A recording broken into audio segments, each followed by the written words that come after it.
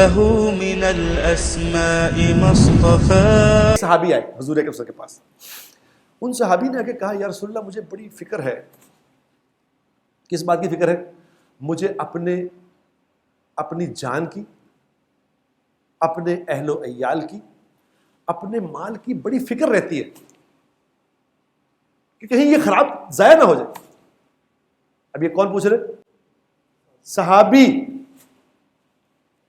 ہم اگر کسی مولوی سے جا کے کہیں کہ جی مجھے اپنے مال کی فکر ہے، وہ کہتے تو مال دی پئی، ہر وقت تمہارے مال ہی مال ہے، دفع کرو اس مال کو، چھوڑو دنیا کو.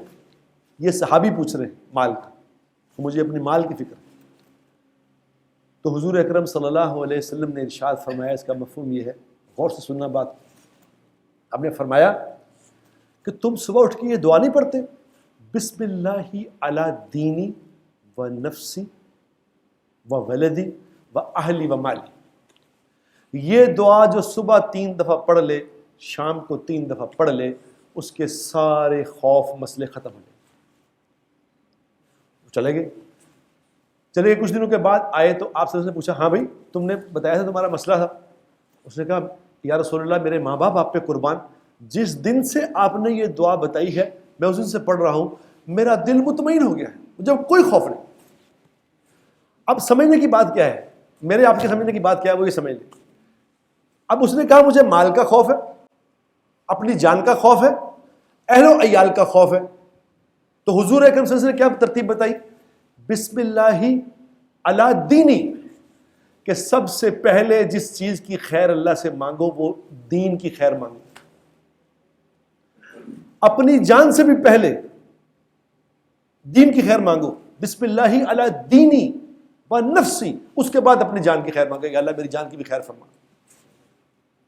و ولدی، پھر اولاد، و اہلی و مالی، پھر کنبہ گھر اور مال، اب سب سے اینڈ میں اپنا خاندان. اب یہ ترتیب بتائی اللہ کے نبی نے.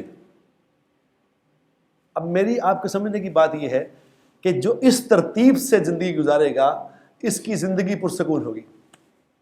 کہ سب سے پہلی خیر کس بات میں ہے؟ جیسے کسی کے گھر میں اگر خدا نہ خواستہ کوئی ڈکیتی ہو جائے تو سب سے پہلے کیا پوچھتے ہیں کہ جی میرے گھر میں ڈاکو آ گئے. تو سب سے پہلا سوال یہ ہوتا ہے کہ عزت سلامت رہی، عزت پہ ہاتھ تو نہیں آیا؟ کہتے نہیں جی عزت پہ تو اللہ کا شکر ہے، کوئی کسی کو انہوں نے کچھ نہیں کہا. اچھا جان کسی نقصان، کوئی کسی کو گولی شولی تو نہیں لگی؟ کہ جی گولی بھی نہیں لگی. الحمدللہ عزت بچ گئی، جان بچ گئی، مال کا کیا یار پھر بھی آ جائے گا. عزت بچ گئی، جان بچ گئی. تو اللہ کے نبی کیا کہہ رہے ہیں؟ اگر دین بچ گیا، اگر دین بچا ہوا ہے تو پھر خیر ہے ہر چیز کی. جان بھی چلی گئی، مال بھی چلا گیا، اولاد بھی چلی گئی، پھر بھی دین بچاؤ.